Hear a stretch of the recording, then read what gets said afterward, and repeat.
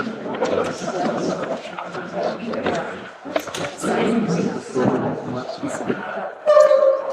good afternoon.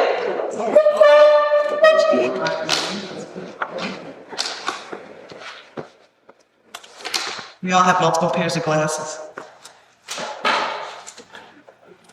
Good. My name is Lynn Polite, and I am the gallery director here. And I would really first like to thank that this is a free event with because of the generosity of the estate of Kathy Jenkins, and she is sponsoring our gallery talk. So I definitely want to always thank that generosity. So first, I want to just talk a little bit about the gallery exhibition. It is a series of images in which you go from. Are you good? You guys, oh, sorry. Sorry. Mike's are hot, just so you know, so if he's talking about anybody, everybody's going to hear it. He's talking about his son.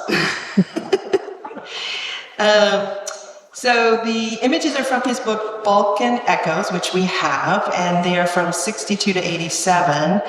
And Martin went to the encouragement I always love, and I'd love to hear if this is going to come up about the encouragement of renowned anthropologist Margaret Mead.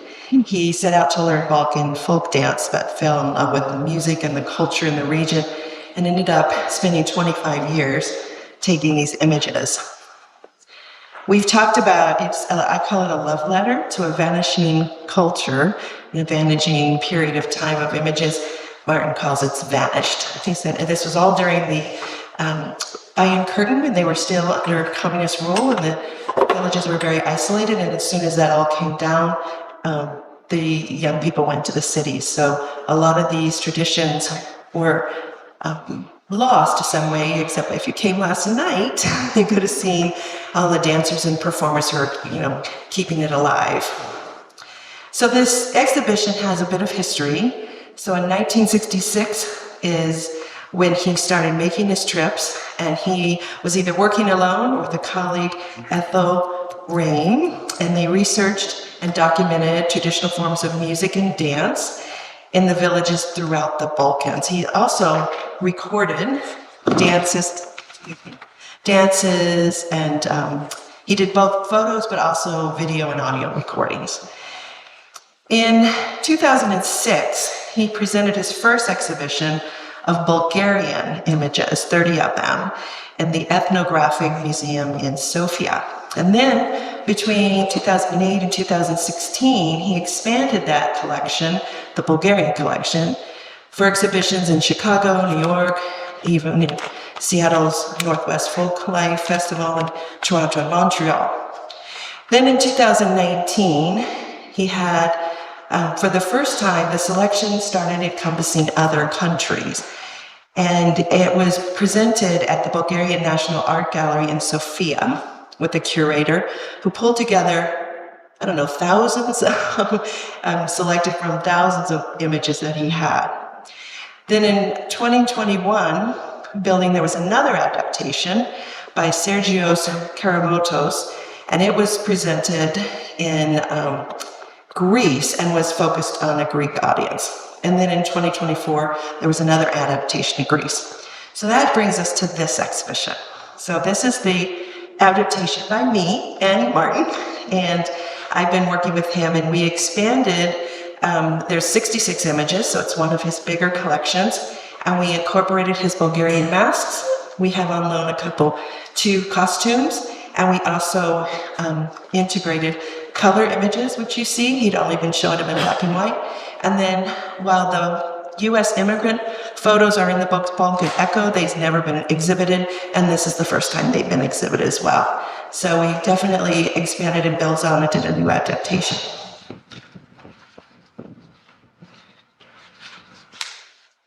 So Martin has been on the island for 30 years.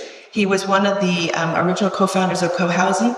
I live in co-housing, so I've lived in community with Martin since 2000. He just recently moved. It was a very sad loss for him and Margaret to leave our community, and there's Burton now. But all of those years, if you go from 2000 and you read that, and all that I said, I've heard about this over the years. So it's been really exciting to work with him on this adaptation, given I've done it for so long. And he's been such a dear friend. So with that, I'm going to introduce Martin. You've heard he's a cultural documentarian and co-founder of New York City Balkan Center, also known as the Ethnic Folk Arts Center, and now the Center for Traditional Music and Dance. He developed and co-directed programming at the Smithsonian Festival of American Folklife, of which we have a poster from the 70s.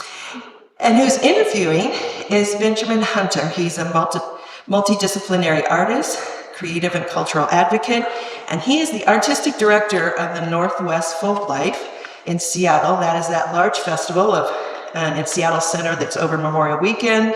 They have anywhere from 15 to 25 performance stages that he and his team do, over 400 performance groups, and like 300 vendors. He's quite active.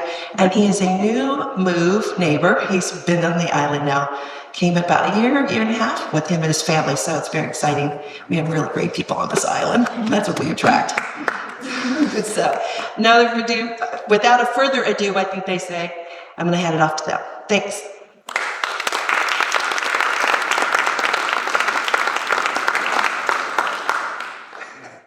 Thanks, Samantha. I don't think there's anything left to be said. I feel like I just said it. Said it all. A real pleasure to be here today. And I guess I'll just start by saying congratulations on that show last night. It was such a beautiful, beautiful presentation. And to be able to come out and watch you dance and like in your zone was really something special. So thank you for all the work that you've done over these years to bring this music. I don't think it's vanished. I don't think it's vanished. It just goes in waves, right? And we'd have to see what one of those waves looks like. What resurging and bringing that music and that art and that culture back to life can look like anywhere at any given time. But let's start with what we all see here. These wonderful, beautiful photographs. You and I have spoken about your work, about this work as ethnographic work, perhaps academic work, archival work, but also as art. These photos are stunning, right? Not just the content, but the composition, the framing, and in essence, the perspective. And I know that you mentioned in your introduction some of the placards here that your goal isn't to look at it from art and from an artistic perspective, that you kind of just let the pictures do what they do, and then you're not a photographer. But what were you looking for when you took a picture?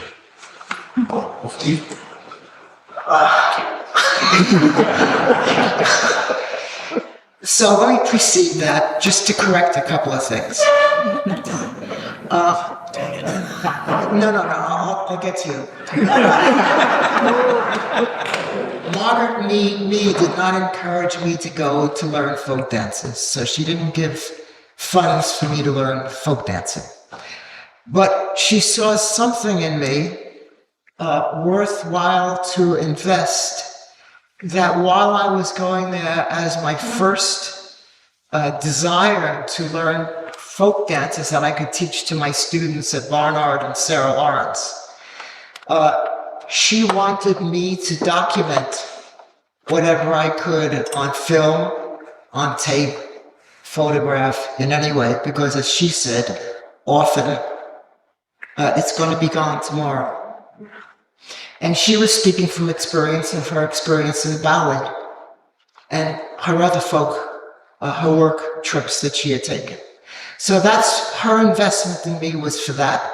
And in that sense, it really paid off, because all my work is now deposited at the Library of Congress, and you're talking about 50,000 feet of 16 millimeter film. All these photographs, the original negatives, are down in the Library of Congress, and all my musical tapes, which are about 200 individual musical tapes of Southeastern Europe. So she achieved what she invested in. So that's the first thing. The question of vanished.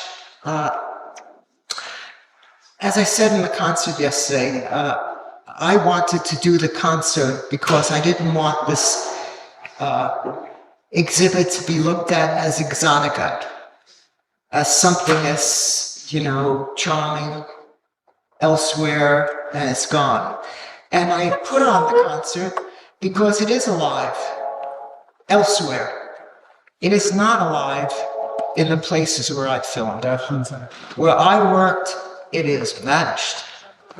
It is like a tsunami came and just swept right through the place, that you have empty villages. And it's not just Southeast Europe, it's Southeast Asia, it's Africa, it's everywhere, because the basic economics of living in a village is so difficult with the system that's in place, the worldwide system, that people could not feed themselves. They could not raise their children, they couldn't educate their children, and of course they couldn't provide security, because when you have uncertain situations like that, and then you have wars, you have hostilities that break out.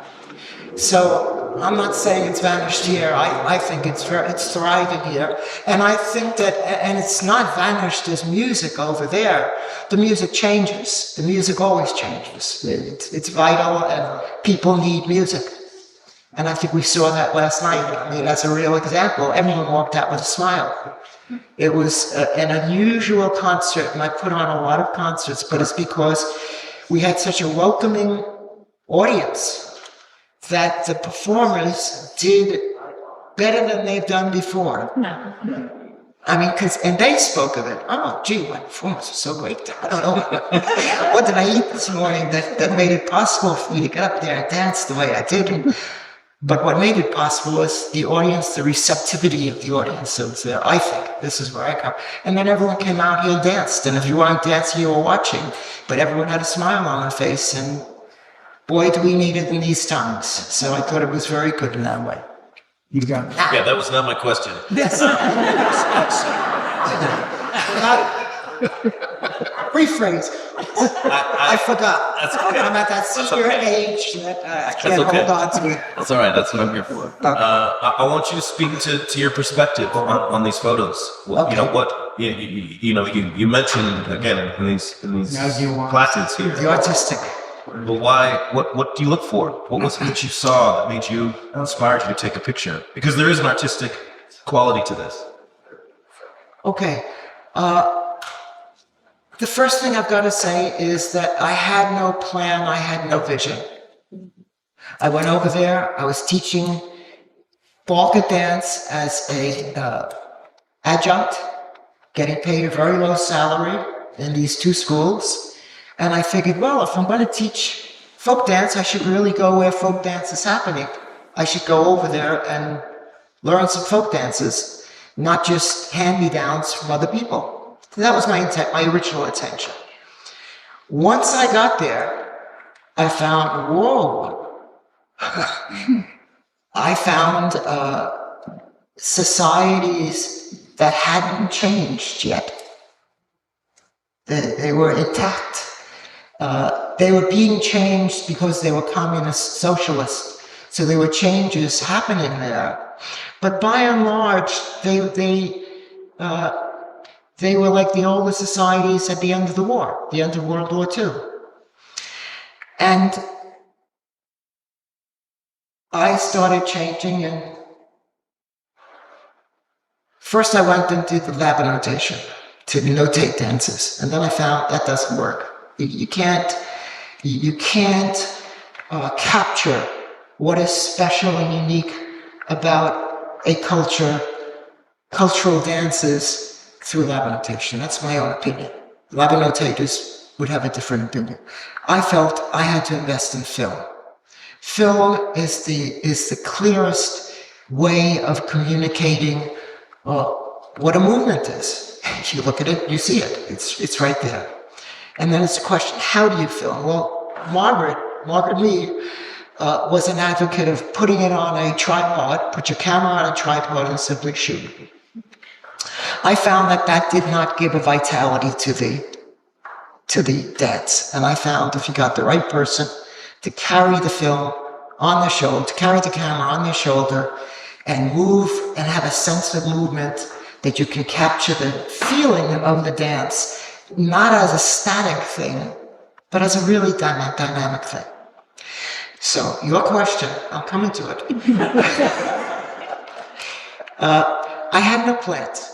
I went there the first time with first time I went to Southeast Europe was in 1959 with a little Olympic. I think I paid $35 for it in 1959 money. I don't think it was a very good camera, but I captured some wonderful footage, and I came home, and I was wowed by what these prints looked like. And I said, oh, well, I should really get myself a good camera, and maybe I should get 2 cameras, because one would be color and one would be black and white, and I wouldn't have to be changing lenses and changing. So I got 2 cameras, and then eventually I have 3 cameras. So I could have a wide angle, a regular 50 millimeter, a 28 millimeter, and a 135 millimeter telephoto. So if I needed to capture it in color and change the lens, I can change the lens real quick. So I went there because I found this very attractive. I thought they were beautiful. I still think they were beautiful. They're not starving. They're pretty lean. I must say that. They work hard, but they're not hungry. The communist regime got past that one, because as of World War II, they were still hungry. This area was dirt poor, impoverished. But by the time I went there to work in 1966, they were pretty secure. They didn't have outstanding medical provisions for the people, but food-wise, they were okay. They might eat cabbage every day all through the winter. You might have a limitation on what your diet would be, but they had a diet. So I took photographs here, not even as part of my work, or as part of my work, as Margaret kept saying, document everything. And I did.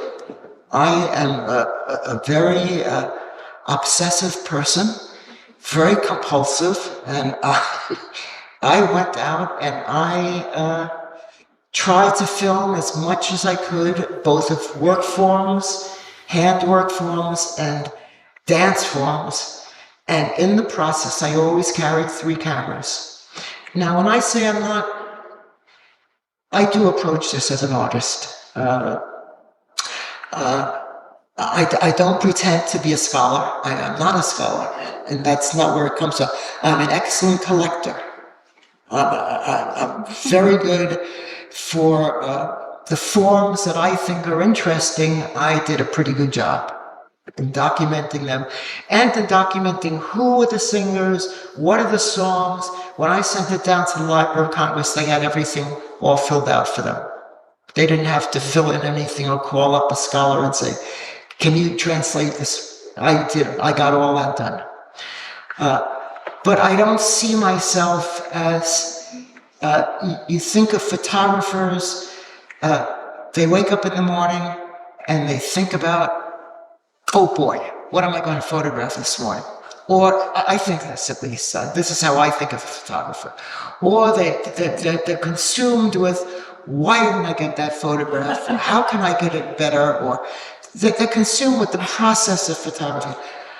I never tortured myself like that. Yeah. I tortured myself that way in dance. I know the torture process, but photography was not my process of torture, so I don't think of myself as an artist. Now, looking back on it, I think I was very foolish and maybe very insecure because I didn't see myself as a photographer. So I never took a photography class. I think I would have benefited tremendously if I did. But it's a little late, so. It's never too late, but I think you do a pretty dang good job with photography.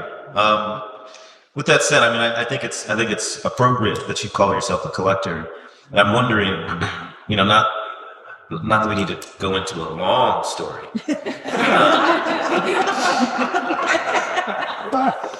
And we're kindred in that sense. We only have so much time, but is there, all of these photos have an associated story along with them, and I'm wondering if there's a particular story that is not on one of these placards is meaningful to you, that might just kind of accentuate kind of what you've already put together here? We can find it. We can find it later. You don't need to like say, that one. But is there a particular photo that you recall in any of these books or on these walls that you hold dear? Well, it's strange because I recall them all. I know. I don't remember what I ate for breakfast this morning, but I recall where, when, who all these people are. I find that very strange. But I do remember that. This was a fabulous a train station. I was visiting 1962. You can see that's old Yugoslavia. That's still impoverished Yugoslavia. And train stations I found fascinating.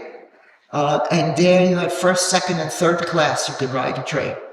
And when you rode in third class, boy, it's all wooden chairs, and everybody's in there. Chickens are in there, animals are in there, people are going to market, mostly village people are riding there. And in the station, you see everybody there. I look back on that, there are so many different things happening there, and I feel I captured something really difficult and very good with that.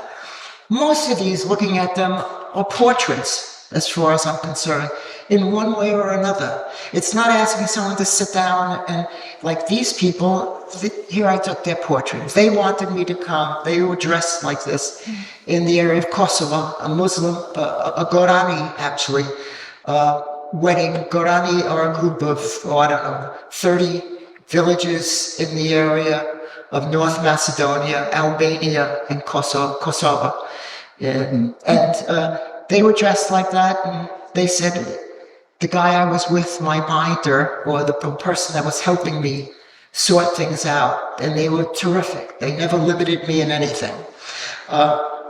Would say, hey, why don't you take their photograph? And then they would say, oh, let's get a rug, we'll get it out there. Usually that wasn't how I photographed. Most of these photographs are taken at the spot of the moment. I'm walking along, I see them, I pick up my camera and I shoot. There's no plan.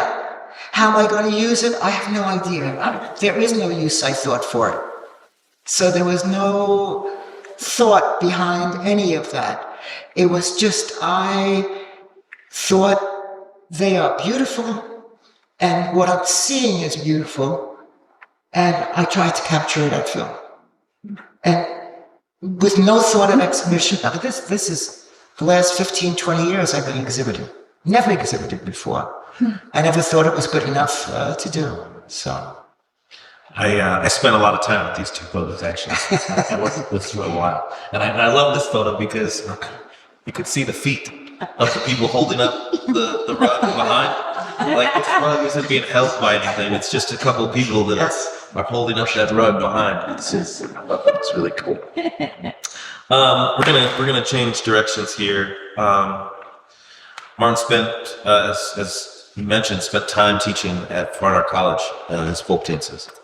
And you mentioned, when we were talking, again, against the backstory of your time at Barnard College, that many of these kids were overlooked in the education system, or at least in the school, and that you tried to, I guess, offer them a level of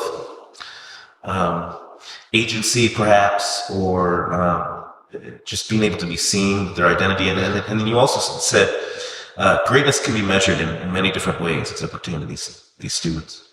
And I'm wondering if you could reflect on some of the examples of that greatness that you found in some of these students that maybe get overlooked in systems then, and certainly now. I think we got confused. The students I was talking about was the high school I was teaching, Seward Park High School in Lower Manhattan.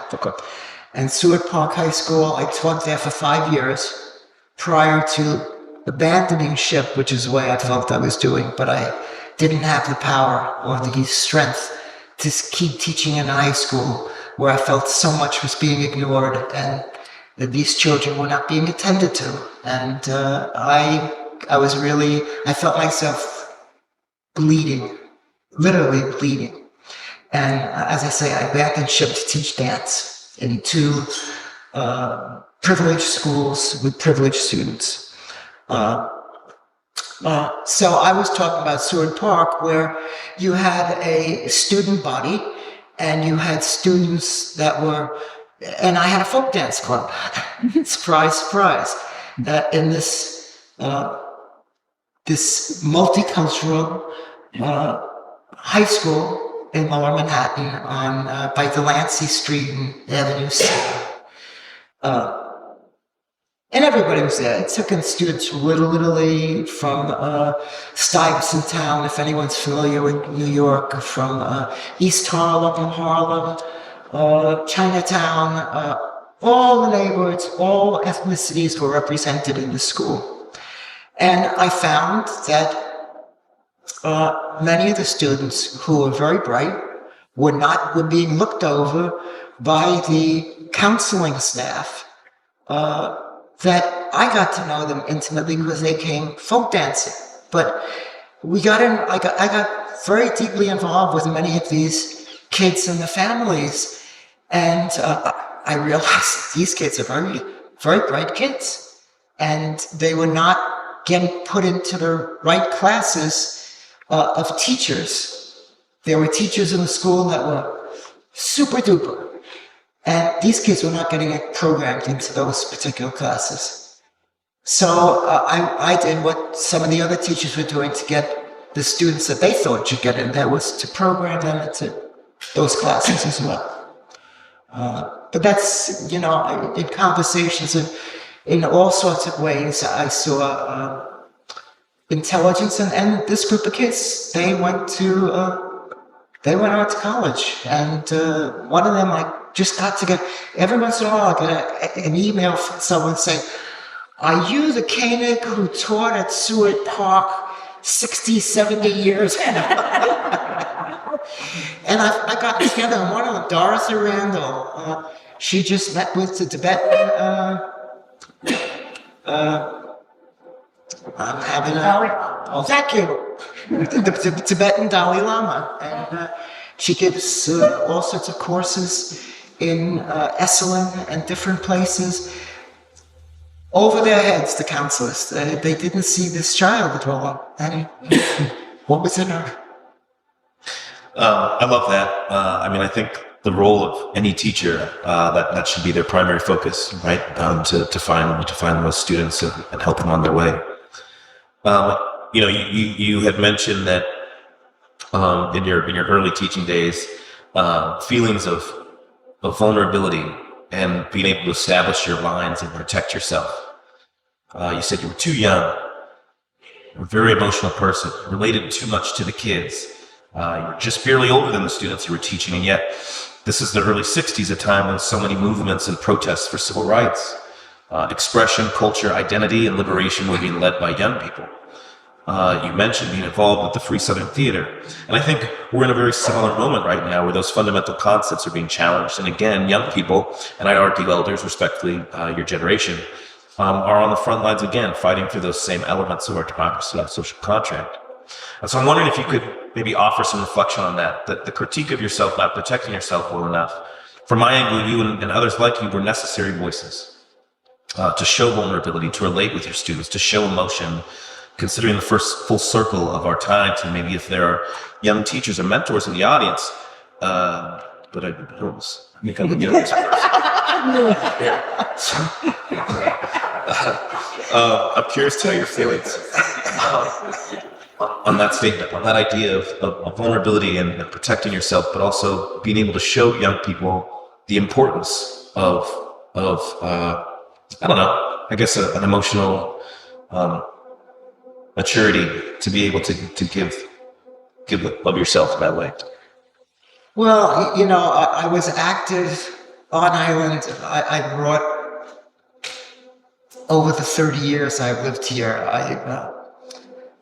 especially with Michael Saltman in the school system, when Michael Saltman was the school superintendent, he provided a budget for me to bring ethnic musicians here from all over. And sometimes my organization, I was still on the board of the Center for Traditional Music and Dance in New York, would send some artists out to perform in town hall or to come to the West Coast for a particular event. And I grab them and have them perform for 2 or 3 auditorium presentations. And it wasn't as a concert. It was more as a conversation that the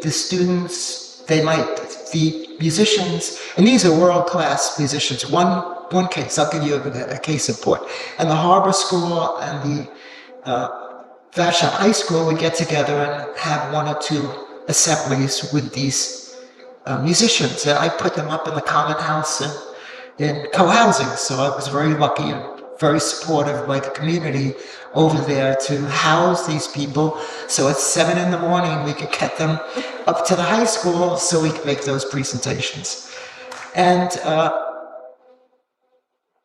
they might play a melody or 2, and then I'd open it up to conversation. Whatever the kids want to ask these people. And many of them were Roma. And gypsies, it has a bad connotation. One kid asked if I raised his hand, I remember the left-hand side of the auditorium, and he said, "Hey, the music you played, I have a recording from this group, Beirut. And the first piece of that music sounds just like what you guys just played." And this village guy, Roma guy, broken English, says, "It's us. We on that recording." And it was a very dramatic moment, but it really, I think it expressed itself in that way. So that sort of thing I could do, and I found a way of doing it through the work I've done, this work. The other work was in a high school, where Board of Education, big bureaucracy, I don't function well in those conditions. I'm a firm believer in manifestation. Your story, while you will said to me that you kind of fell into each leg of your journey through serendipity, just stumbling along into the next thing. Though I've talked to other people about you, to give me suspicion that doesn't do your savviness justice. You mentioned after your time touring in '68 that you had started to understand the profundity of your work after Margaret Mead underscored needing to document everything. So in a couple questions, how did that frame your ambitions going forward, considering the Center for Traditional Music and Dance, your work with Smithsonian, your films, your books, your recordings? Couldn't have just stumbled into that. No, it was loose tongue. I had a loose tongue there with stumbling. I guess what I was trying to convey was I had no vision. I had no 5-year plan. There was no plan in place. I think what I'm very good at is I see an opportunity or I see something and I say, "Oh, why don't we take this and do this with it?" And I've always been in that particular way. So stumbling is wrong, but I was trying to say I didn't have a vision for what I was doing. So I started out going to learn dances, and on a parallel track, I went and documented. Now, to do this in a communist country, you had to understand how that society functioned and how you're able to come in there with a 16 millimeter camera, with 400-foot reels, with 20,000 feet of film, with 60 rolls of regular film and Nikon or Pentax cameras, and not have them raise their eyebrows and say, "What is this American doing in this country?" So I understood I had to present myself in a way that they would understand that this is purely this. That's all it is. So I didn't stumble into it. It was very conscious. Teaching at Barnard, I would bring the Bulgarian ambassador to come and attend any of my classes. And he would attend the classes, and I assume he went back and said, oh, the guy's okay. He is who he says he is. Or I would have radio programs on WBAI in New York City. And I would let all these different consulates know that I'm doing this radio program. So all these different countries had their people, and they report back to their country reporting what does he do. And I would have letters from Margaret Mead with a stamp, Alan Lomax with a stamp.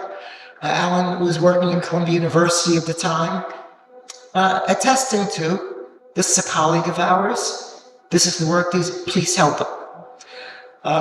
So I didn't stumble into it. I understood at some point, I've got to document, so then I go on that track. I'm on the track of documenting, and I'm on the track of learning dancing. That goes for 5 years, 66 to 70. In 70, I'm spent. What happened in the high school, I didn't protect myself again. I'm worn out completely. And I quit both jobs and passed it on to someone else. And I'm caretaking a mansion at Chestnut Hill, Philadelphia. Just pulling myself out of anything going on.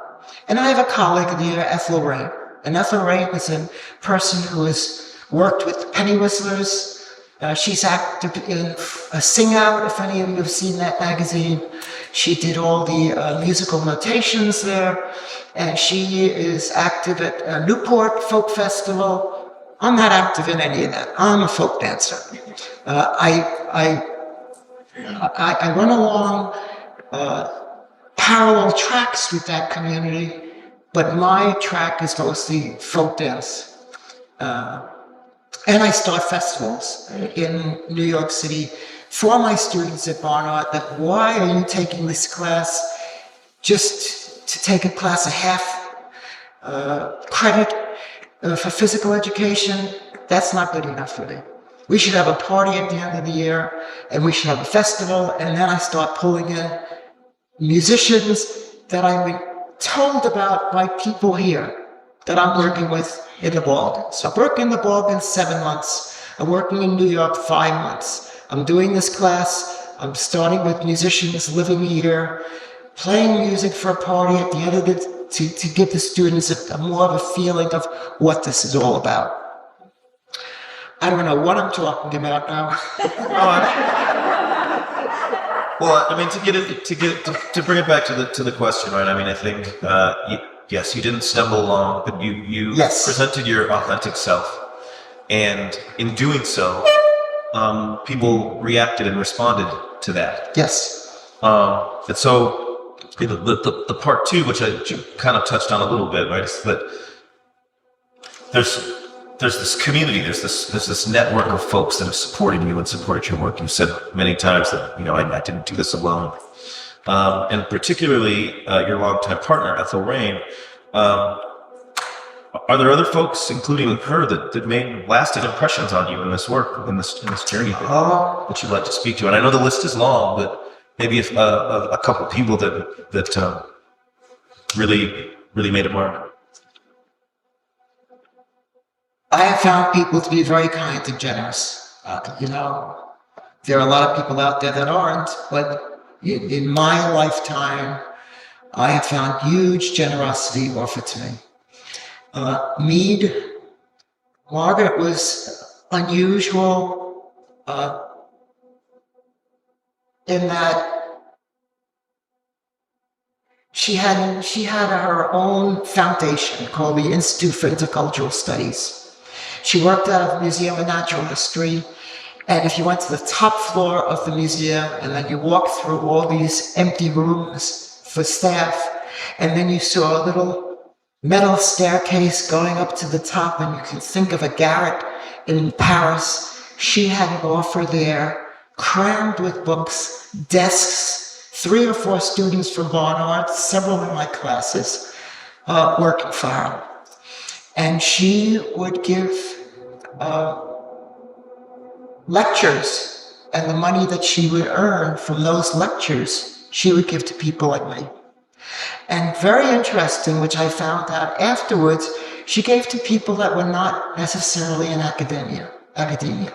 So she was on to something there, which I had no idea at that point when I was working with her. She would meet with me 15 minutes in the fall and 15 minutes in the spring. She'd ask me, what did you do, Martin, on your last trip? That was the fall. And then in the spring, I would come to her with my hand out, and she would say, what do you want this money for? And I would tell her what I was going to do with the money. And you're not talking about big money, but for me it was very large. She would give me $1,000 a year, and she did that for 6 years. In exchange, every once in a while she would call upon me to take her to these lectures. Young guy, car, or taxi, get her into the lecture and get her home safely. And that was all she ever asked for me. And she gave me a vision much broader. As I said, I had a very narrow vision, if anything, go learn folk dancing, teach folk dancing. She gave me a whole other world to look at, that what I could do, if I had the opportunity to do this, would be to leave something here of a record of humankind, to leave a record of it before it disappears, because she knows it's going to disappear. I don't know it. She knows that. That's all she ever asked me. Lomax was another one who gave me also a whole world view of music and traditional root form music. There are many people that have done work with Bulgarian music, and it's usually the more choreographed, the more composed type of musical forms. Even when I did this book, one of the people, this book was published by the museum in Balkan Echoes. This is the catalog for this show.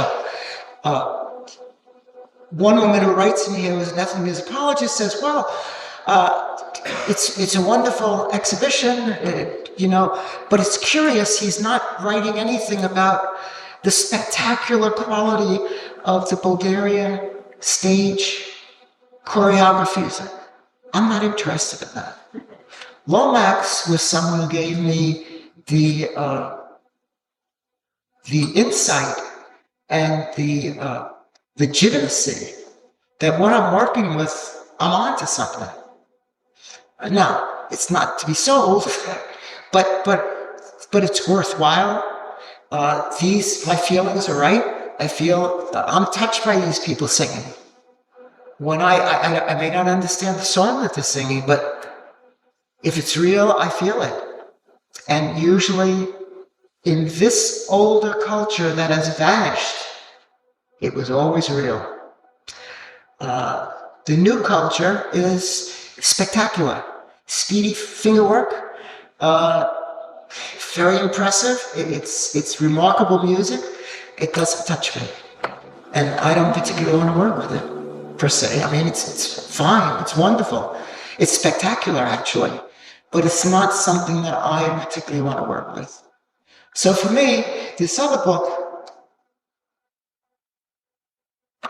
is for the Bulgarian American community. It's in Bulgarian, and it's put out by the Smithsonian Institution. And it's got more than 100 photographs in it, and 2 CDs in it. And it's more than just a commercial recording of Bulgaria. If you want to know what Bulgarian traditional music is like, 37 tracks of music, more than 100 photographs over a period from 1966 to 1979. Lomax helped me feel good about that. I was doing it anyway, but oh yeah, he thinks it's a great idea. Irmgard Boteniev was someone from the Dance Notation Bureau, if anyone knows her name. She was a refugee from Germany, was friends with Laban, came from that generation. She was just a vital, vibrant, very thin woman. Her son ran a theater in Lower East Side in New York. But Irmgard gave me, she was a reader of people's movements. She was a cross-cultural interpreter of movement. She worked for Lomax in his Cantometrics and Choreometrics project, which is a project, a worldwide project, trying to see the relationship between music and people and the culture and their word forms and their singing style and their musicianship. And Irmgard was the person who was doing the movement analysis. And I worked with Irmgard. We'd go into the Horn and Harder on 14th Street, if any of you were in New York at that time. You know, Horn and Harder, the nickels that you put in there.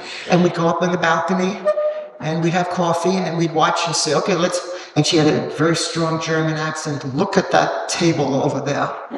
And then we'd all analyze those people and how they were moving to get the coffee cup to their mouth, how they were moving to talk to each other, how the relationship was going.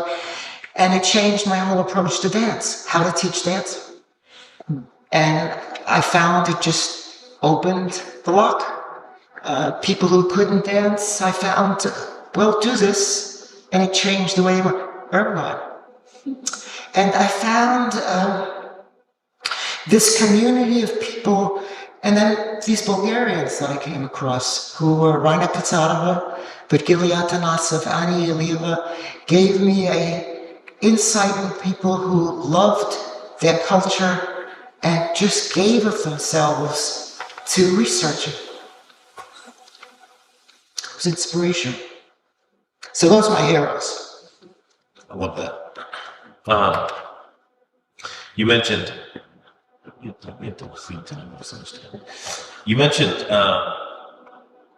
the privilege you had in the 60s, having the technology you had to document these voices that were soon to be lost, and the value of archiving them to be able to do this. And at Folklife, we just recently started an archival program and hired our first archivist last year to go over all the tapes and the recordings that we've had at the festival for the last 50 years. And conversations about evolved language, identity, sovereignty, ownership come up when we think about the role of archiving today. So I'm curious if you have any reflections on what you were doing in the 60s when this was new technology, when this was a new concept, and you had folks like Margaret and Alan being like, gotta get this documented because it's going to be lost, versus maybe now, and I talked about this briefly, but versus now where archiving kind of gets into conversations of sovereignty and ownership. And I'm wondering if you just have any thoughts on that as somebody who spent your entire life documenting people in a very authentic and genuine way, not to be sold, but to be shown. Well, all my work, all of this will be deposited in the archives in those places, in these particular countries. But I'm conflicted. And I'll tell you why I'm conflicted. So, communism is overthrown in Sofia, and because of the anger that's been pent up by the population, this is back in 1989,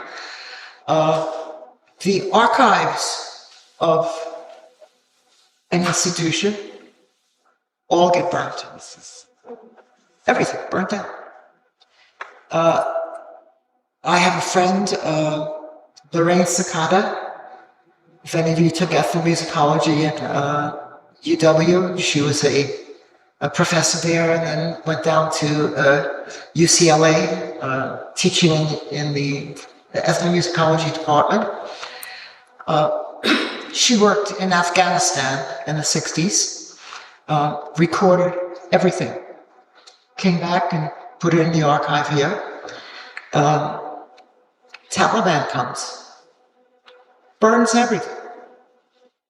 Everything that was there, that was recorded, the Taliban comes in there, bans musical instruments, burns musical instruments, destroys any semblance of an archive of anything.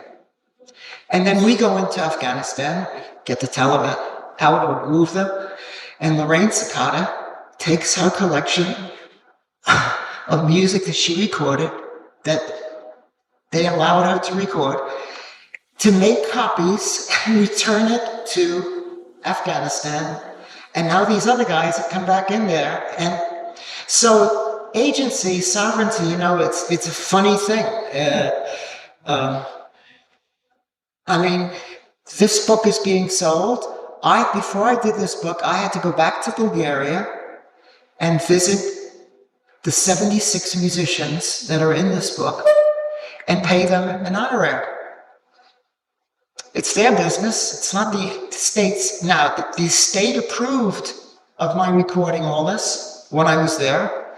It was a different government. But I was doing, everything I did was with the government's approval. Nothing here was done underhanded. It was all above board. They knew what I was doing, why I was doing. I'll tell you a story. Valia Balkanska was a recording that Ethel and I made of this Bulgarian singer as part of 4 records. I had signed a contract with Non-Such Records for the Explorer series. If you all recall, Explorer series had all these ethnic recordings back in the 60s worldwide. It was a fabulous thing. They gave us $1,500 per record advance on royalties. We had a total of $4,500. It cost us much more to do the recordings. But we went there, did the recordings with the permission of the Bulgarian government, and recorded this person, and eventually she was selected by Carl Sagan's Voyager to go up to space. So one of our recordings had nothing to do with it. I recorded her, but we had nothing to do with getting her onto space. I received a phone call one day from Alan, and he says, "Martin," he called me Michael. Michael. I said, "No, Alan." So Martin. Oh, yeah, Martin. This recording of this shepherd song, Carl wants it on the Voyager. Do you have a problem with that? No, great. No problem. So puts it up there. 2-3 years later, the Bulgarians discover they get a rumor that there's a Bulgarian singing in space. And this is the communist country, right? So they're in control of everything. And for better and for worse. And for some things for better, they really are for better. People aren't hungry. People aren't sick. That's the better. The bad part was control. The control was brutal. They contact the radio station, and the guy on the radio station they say, "We have a singer in space on the American spacecraft. How did it get there?" Well, everyone starts running around. Who's the singer? And the guy who's there, the ethnomusicologist on the radio station, listens to this piece. He says, "Oh, that's Valia Balkanska." Oh, they get Valia Balkanska. Pull her into the police headquarters. "What are you doing singing for the Americans?" "What Americans?" It's a 26-year-old woman, or she's 29 at the time. She has no idea. She said, "Well, I don't know anything about this."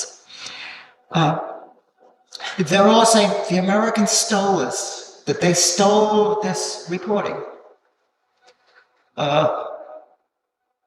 Now, when we went there to record them, to make this recording, they wanted to give us someone else than this woman.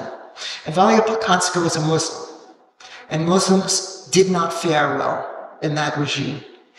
And they wanted to give us a different singer who sings the same song, and we said, no, no, no. This is our control because we understand the audience, that's a Western audience. You understand your audience, and yes, you can control that audience, but that's our agreement. And they said, okay. And they left it alone to do it. So your question of sovereignty, I mean, coming in there, I don't think that particular artist would have gotten on a Voyager, given the government, the sovereignty. So sovereignty is a tricky business. That's all I'm saying. All of this, as I say, will have copies, which is the way I deal with it. If it becomes a commercial thing, they put out this recording for the Voyager. They made the special 1,500. It's just remarkable, the amount of money they charge for those. And I called Nonsuch and I said, where's the royalty for this artist? Oh, they started running around and making phone calls. Hey, what? And we got her $800 as a royalty to be on there. But they weren't going to give it. But so there's something to having intervention from someone between the artist and these other things. Does that answer your question? Or was it more? I mean, I think it answers. I'm getting time here, so I'm gonna ask one more question, then I'll open it up for questions for you guys. But in talking about what we were just talking about, sovereignty, I mean, we're really talking about identity, which is something that is, even as we speak, being challenged across our country and around the world. It continues to be, and we have in the talks we've had, you've talked about this work as political work with a small p, and I think there are infinite ways to make and observe or embrace art. But could you explain this work? Could you explain? Sure. Political with a small p. Whoops. I thought I shut off the ringer. I'd go to his house and I'd be asking these questions like it'd be like a real deep question, and then this phone would ring. It was like it was time. It was like Martin was at the back, like, okay, I'll call you now. I'm not even gonna answer it. It'll itself. I hope. I think of political with a small p. I think of last night. Last night was for those who were here, those who weren't, it was a very unique experience even for me. And I've done a lot of hundreds and hundreds of concerts with large audiences and with small audiences. Last night was a concert that could have been called a world music concert. But both Allison, the director here, and I called it basically an immigrant concert. She told her lineage of being a child of immigrants, and I gave my lineage of a child of immigrants. And we were putting on an immigrant concert. And I tried to point out that whether the immigrant comes in 1825, 1925, or 2025, there are some things that are constant. One thing is you didn't come with much. A suitcase, a backpack, a duffel bag, whatever. But what you brought with you were your songs, your stories, your music, your foods. And we tried to, or at least I was trying to say, it could be any immigrant concert here. It would be the same, basically. It's people celebrating themselves in the way that they understand how to celebrate themselves. People coming out left the concert as you would say, any artistic event would determine. They were raised up, they were invigorated, they felt good about themselves, they felt good about the evening, they felt good about community. They had a community that they were part of, and they felt good. And there aren't many things that I could think of for myself that I feel good in that way. And you can see it, everybody was smiling. Just whether you were dancing or you were watching the dances or you were in there applauding or watching the concerts, everybody felt good. That's the small P that I'm talking about. How to connect with people. How do people tolerate each other? How do you have, it's hard to believe, but an exhibition like this, I'm going to give you another story. I'm sorry it gets long. Apologize to me. The vice president of Bulgaria called in the curator who worked with me in 2005 for my exhibit of Bulgarian photographs at the Ethnographic Museum in Sofia. And she called him and said, Ivo, Bulgaria is the president of the EU this year. I would like to show a different face of the Balkans, that we get along instead of having wars with each other and butchering each other. What Bulgarian has photographed in all the countries of the Balkans? And Ivo said no one.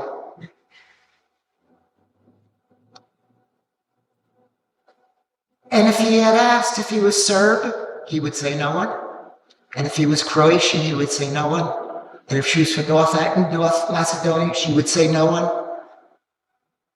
Greece, no one. And he said, I know one person. And it was me. And because of the dynamics happening in those places, you weren't encouraged. Photographers were making a living. You couldn't make a living going elsewhere to do this. It's purely by accident. That's how this exhibit came about. It was for the Bulgarian celebration there. The vice president sponsored it. Ivo said he won't embarrass you. And she even came on the island. She visited me at co-housing to show that she would visit. But once again, I've lost one. Small P. Small P, yes. There's a small P. It's like these people who are neighbors of each other do not understand that their neighbor is hardly different from them at all. Hardly at all. Difference may be religion. One will be Orthodox, Greek Orthodox, Bulgarian Orthodox, Serbian Orthodox, or they may be Kosovar, Gorjani, or Muslim, or Serb Orthodox, or Croatian, Catholic. They eat the same foods. They speak the same language almost. Not the Albanians have a totally different language. And yet, and this exhibit is a small P just to get people to come in to look at, they do a St. Lazarus Day celebration? Oh, we do a St. Lazarus Day celebration. You know, the first time I went to Europe in 1959 and I traveled through this area, everyone was building roads. And I never put it together why. And thinking back now, building roads is a small P. Because building roads is people will go to visit each other and then they won't kill each other. Because they'll know who's there and you don't kill someone that you know. Well, at least that was thought then. I don't know if it still is that way, but. So this is just, people should be familiar with each other and I think that people feel better about each other. I'll give you another story. People who left last night to catch the 11 o'clock ferry going back to Seattle. There were 5 different groups that performed here. They formed a circle on the ferry, and they sang all these songs that they all knew together, and they danced the whole trip back to Seattle. And someone sent me a note this morning, an email, and said, thank you for the concert. But that's a small P that I'm talking about constantly. Absolutely. I think Folklife does it. that's what I was going to say. I mean, I think that Folklife with a small f is about bringing humanity together. It's about recognizing that folk at its heart is just people. And where that comes from, Smithsonian Institution, and the guy that I didn't speak about was Ralph Renslow. That's where it comes from. Ralph did the programming for Newport, and Ralph was the director at the Smithsonian and started and developed that whole thing. He bought Folkways Records, brought it back into existence from,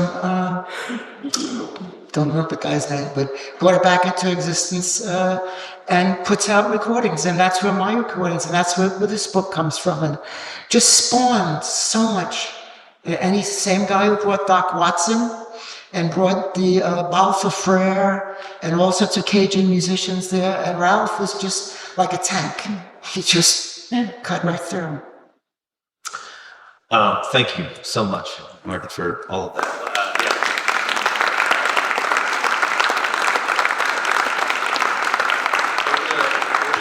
We're gonna take some questions, and there we go. Do you need a mic, or do you? I think I can project. I think you can, yeah. Yeah. When I look at your wonderful exhibit, for me, it's both about the Balkans, but it's also about a relationship with the world, of curiosity, of respect, of community, of seeing the ties that bind us. But I'm wondering if anybody in this day and age could actually go out into the world the way you did in the 60s with a camera and have that same kind of relationship. Because I know now with adventure travel, going almost everywhere, people have a relationship to the globe, which is good. But you go to a village and people will want to be, you need to pay to photograph someone because somebody has been there before you, taking photographs, and there's another ethos about it. So it seems so different from what you were able to do, just being with people, noticing, witnessing, fitting in a certain way, although you were an outsider. So how would one ever capture the sense of what you did in today's world? Well, you can, and my work in America was not this, and basically my work was in America, and Ivo Wright's fellow, who's my curator from Bulgaria, said I'm the lucky American, and he's right. I am and I was the lucky American because the timing, as we all know, is everything. And the timing was right, and I had the hunger at that particular time for this. So, and it was there. And you're right, none of these people knew the Kodak moment. They weren't aware. I picked up a camera and they didn't know what I was doing. Because I was the first person that ever entered their village that was an outsider. And they would look at me and I would look at them, and I'd pick up a camera and I'd photograph, and then I'd walk out right away. I wouldn't dwell. So no, it's a great point. And as I say, I was fortunate. I got myself there and wanted to go to those places. Last year I was in Dubrovnik. I will never go back again. One cruise ship, and the place was jammed with tourists. Yeah. And it just was unpleasant. And just Margaret and I went there, we just got right out. But there's still villages, but the villages that they go into, they're empty. Even villages that could make a living, it's too difficult to do that work for young people. They don't like the style, the lifestyle. They've been exposed to the West and our lifestyle. They want exactly what we want. They don't want to work in the sun for 14 hours a day, 7 days a week, because you have to bring in the harvest in some way. It's, and I think the more people, and it's not just here, it's China, it's everywhere. It's no different. I would just offer that, one of the stories that Mark told me was that one of your students, I think, was like, Mr. Koenig, you like this music, but why don't you go abroad and do it? And it's like your response was like, well, where would I go? What would I, and he's like, I can introduce you to this person. I can introduce you to this person. In my experience, I've found that it's still based off of relationships. Yes. Right. And so, there's this overwhelming commercialization of everything, right? But I think there's still at heart the ability to do this type of work based off of authentic relationships with people. I went to Tanzania a couple of years ago on invitation by the National Arts Director, and we toured the country seeing music and dance that I don't think you would normally see if you were just going there as a tourist, right? And so I think to the point of this conversation, there are plenty of places where this stuff doesn't exist anymore just because of the westernization of the world, and also because people are trying to protect it. And so in order to witness it, you have to kind of demonstrate or reconnect through somebody that almost gives you a pass because it's built on trust. I can add to that. My work is basically in the United States. So I worked, those 5 years, while I was teaching at the university, I did all this work. I stopped teaching. I started working for the Smithsonian. I worked for the Smithsonian 4 years for the build-up to the bicentennial celebration. We did the model program of how we negotiated with Poland, Greece, and Yugoslavia. I was not the director of anything except a small section of East European and Slavic area. That was the area that we were working with. Ethel and myself, the two of us. Our work after the Smithsonian we brought to our center in New York City, which is the Balkan Center, Ethnic Folk Art Center. You can look it up, Center for Traditional Music and Dance. With that group, we worked with all ethnic groups. You can work, if you went into any city and found a banquet hall, and you went there on any Saturday or Sunday, you will find, if they have 10 rooms, you'll find 10 different ethnicities in there, celebrating a wedding, a christening, a name day,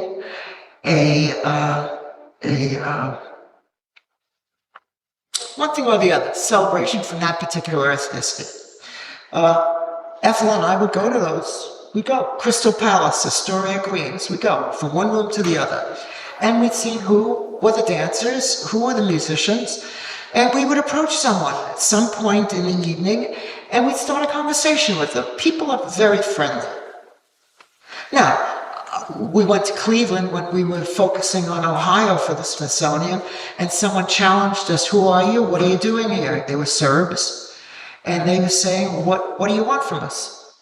And we said, "We work for the Smithsonian, we're familiar with Serbia. What are you talking about?" Just very, very aggressive and very untrusting. And I mentioned, "Oh, she sings your songs." So he was being a smart guy. He said, "Oh, put her right up there." So Ethel goes up with the orchestra. She goes to the guy and says, "Do you know Nishkabanya?" "I know Nishkabanya." Plays Nishkabanya. She sings, and this guy standing next to me, his jaw drops. And she sings. She knows it. Well, he became our strongest advocate. It is exactly what you said. You can go to any of these communities and you have to establish trust because they experience a horror show out in the world. And the world is, many aspects of it is a horror show. And you have to somehow provide. I would go to Albanian weddings and I would have free access to photograph everything. And basis of that was I gave them a copy of everything I did. And somebody didn't have to hire a photographer. So they got a real material benefit from it. At the same time, there was a trust because he kept his word and did it. It was just a handshake that it was done on. But if you don't fulfill your handshake, what you promised, the door closes. It's just not there. So trust. Yeah. You have a question yet? Yeah, I have a invitation to you, and I wonder what Mark would say as the director of this folk festival. When my son was born in Scotland, when he was in first grade, they started teaching them traditional Scottish dance. And I wonder, in terms of that connection and joy that we experienced, if we could maybe, if you were on Vashon, think about inviting our youth through to high school in folk dancing, in terms of keeping those traditions alive, and then just for young people having that kinetic experience. So it's not something that's removed, it's something they're a part of. But I just wonder, what you do at the festival, what you might think of that. It's just in what Martin might think about all the work that you've done in terms of connecting people to this culture. Well, at the festival, we do have a showcase for Scottish dancing and English dancing and Irish dancing and contra dancing. All kinds of dancing takes over. But you're talking specifically about getting it into schools or community centers. Our here on Vashon, just opening up folk dancing of all different kinds to young people. Absolutely. Way to do.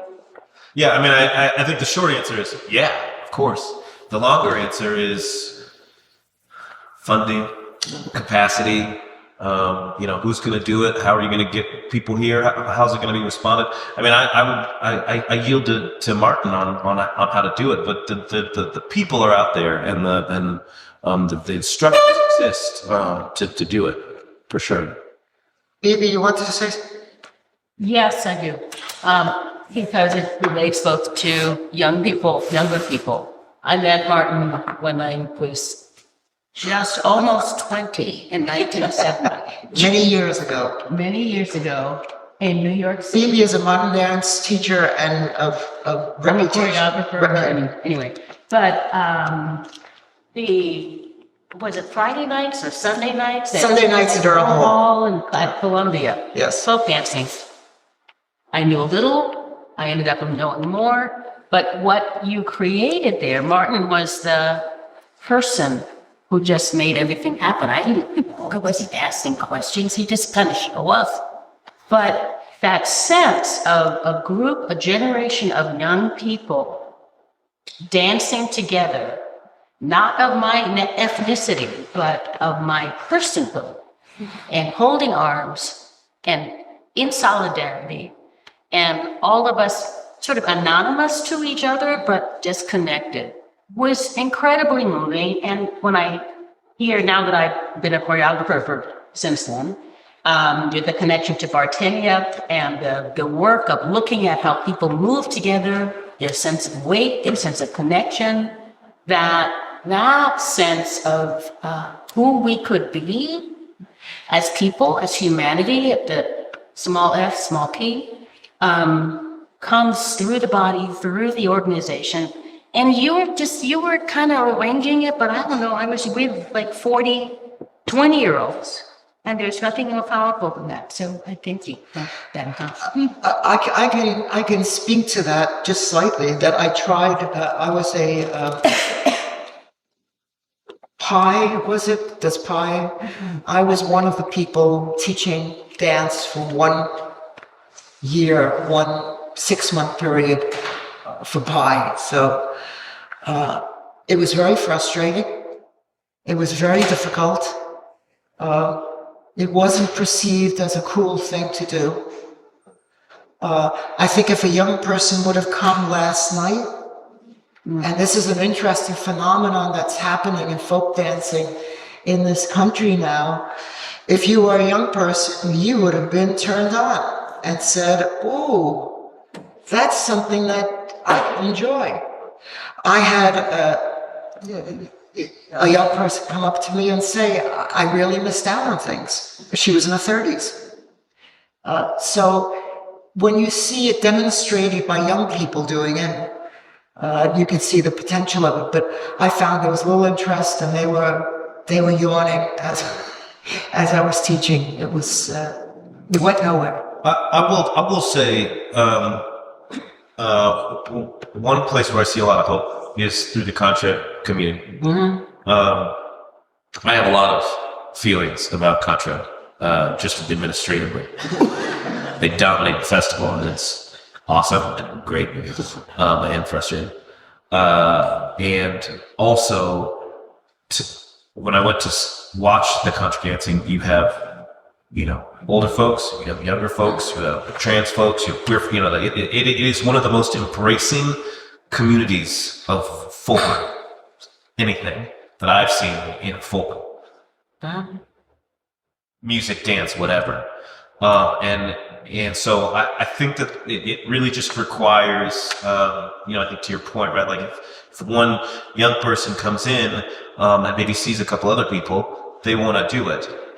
And I sense more and more, particularly against a backdrop of technology and the phones and the TikTok and this kind of isolating experience that young people are going through, we're all going through really, that there is a drawback coming back to finding things that bring people in physical contact with each other, talking to each other, touching each other, moving with each other.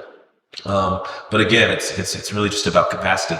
Folklife has started to do quarterly programming at Open Space, and we're negotiating next year's show. But maybe it's an opportunity where we expand and try and bring some folk dance or something like that to the space. But I'm glad that you asked the question, and I hope your son, who was born in Scotland, wants to come and do that. Gives me an opportunity to do my Scottish chaps. What was it? So I went to the concert last night, like most people here probably did, and it was epic. It really was one of those things. And I've been to a lot of concerts in the building here now, and it stood out to me as very different than others in a really powerful way, and it reminded me so much of your work, Mark, and that you're meeting your work of pictorial stuff on the wall. And I've known some of these images for a long time now. We've been friends for a long time. And the thing that really kind of impelled me was that there's an absolute beauty to it. Beauty to the voices in particular. I'm thinking about the women who would sing from field to field, kind of just knock us out. And then the beauty of some of the images in here, and the kind of cropping you're doing, and whether it's all in-state to you or not, you're composing is like over the top, fantastic. And yet there's that level to it. But then, especially last night, I kept thinking, these women are calling to each other across the field. There's like actually a purpose for this music. There's actually a function to it. It works. And I look at your images, and it's had a big purpose for me. It's like, oh, I've never been able to really understand, what this community is, other than kind of through the history books and going through school and so on, and realizing I actually can kind of feel things here. I can actually feel things that like a real place. So it's like this huge educational thing. So that the work, whether it's all the dancers on the stage or singers on the stage, or whether it's your photographs, which are knockout, it is this dual purpose of just overwhelmingly beautiful art. And it serves a function, is a purpose to it at the same time that I don't often get from the other performances I see here on stage or some of the artwork. Compliments to you. Any thoughts on that? I think you're right. That's what I'm saying. What I'm saying you're right on is I think there is an educational. It's the same thing of building bridges. That's how I think of it. I'm building bridges. I'm trying to. I was a history teacher. I still think I'm a history teacher in everything that I do here.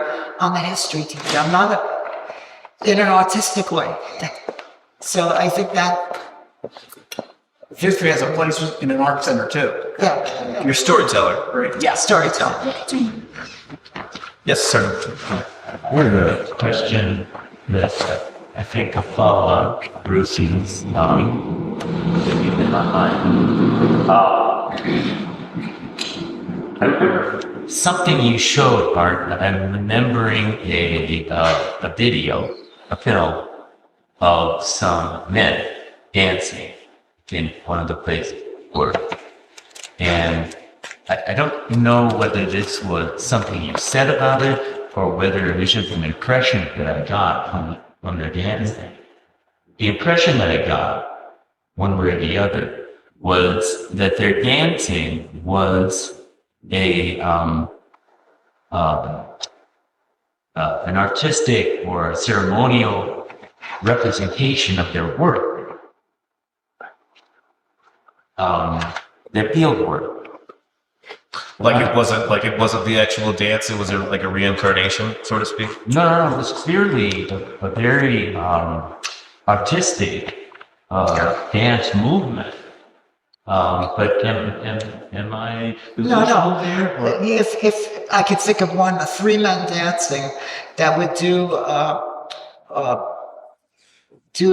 their movements were of how they would do their work. So when they used the side, they would do some movement, turning to the side, turning, or they would do squats and how they would throw seed out into the field.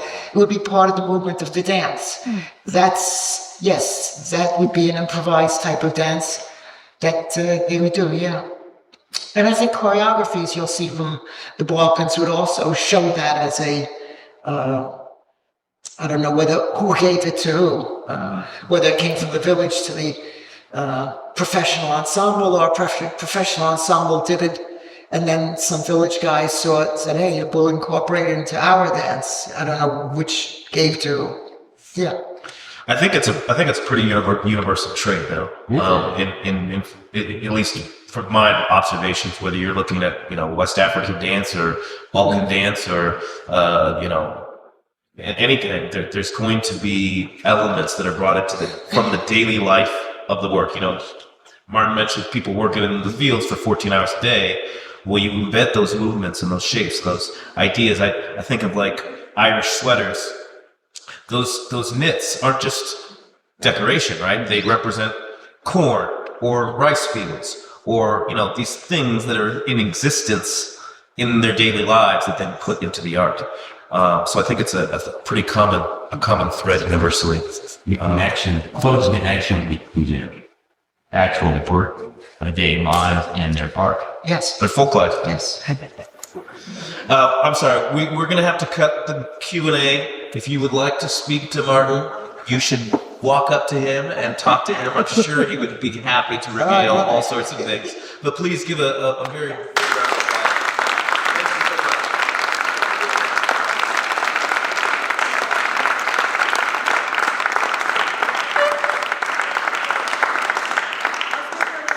I want to give a round of applause for Benjamin.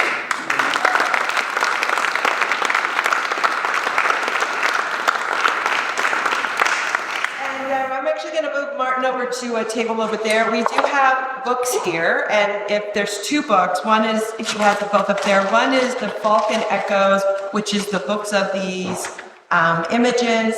There's a stack there, there's a stack in if you want to take a look at it inside.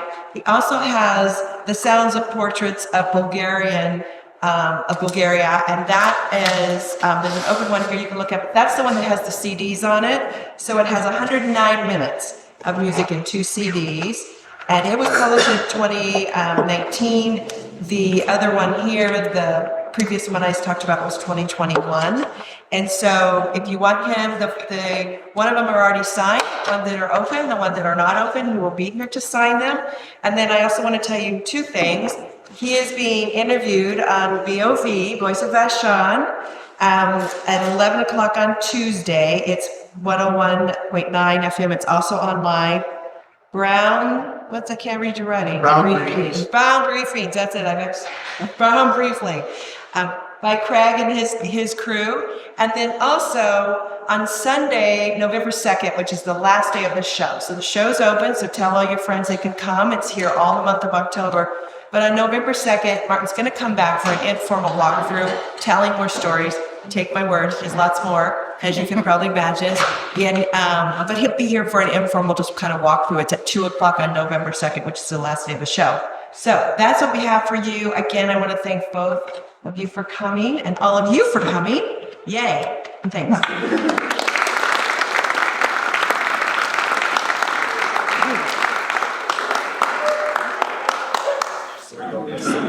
What?